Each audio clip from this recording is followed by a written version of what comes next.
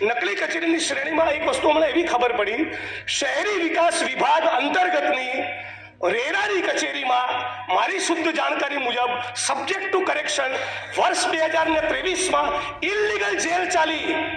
રાજ્ય સરકારની જાણ બહાર રાજ્ય સરકારના ગેજેટમાં નોટિફિકેશન વગર જે બિલ્ડરોએ ચોક્કસ પ્રકારની પ્રોવિઝનનું કોમ્પ્લાય ના કર્યું હોય એ બિલ્ડરને સિવિલ પ્રિઝનમાં મૂકવાની જોગવાઈ છે.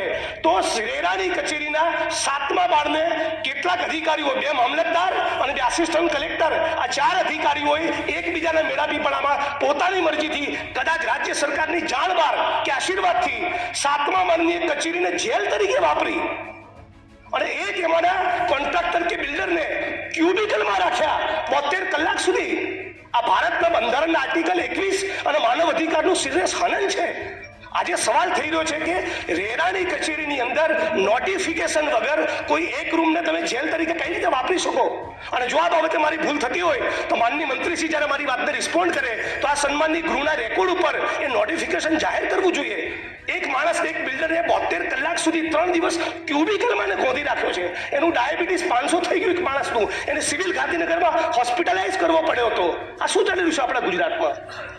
નકલી કચેરીઓ, નકલી જેલ. અને રાજ્ય સરકારની જાણ છે કે નહીં? રાજ્યની સરકારે એનો ખુલાસો કરવો જોઈએ.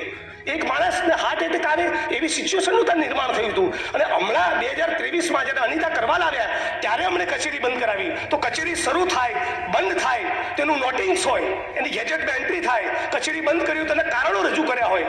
કોના કહેવાથી, કોની સૂચનાથી, કોના આદેશથી આ રેરાની કચેરીમાં 7મા માળે વર્ષ 2023માં બિલ્ડરો અને રિયલ એસ્ટેટના માણસોને કયા ઇન્ટેન્શનથી એક જેલમાં ગોંધી રાખવામાં આવ્યા?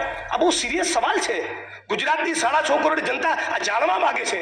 આપણા ગુજરાતની અંદર રવિશંકર મહારાજ અને ગાંધી અને સરદાર પટેલના ગુજરાતમાં આ પ્રમાણેનું ધુપ્પલ ચાલે? એટલે રાજ્યની સરકારે ફ્લોર ઉપર ખુલાસો કરવો જોઈએ.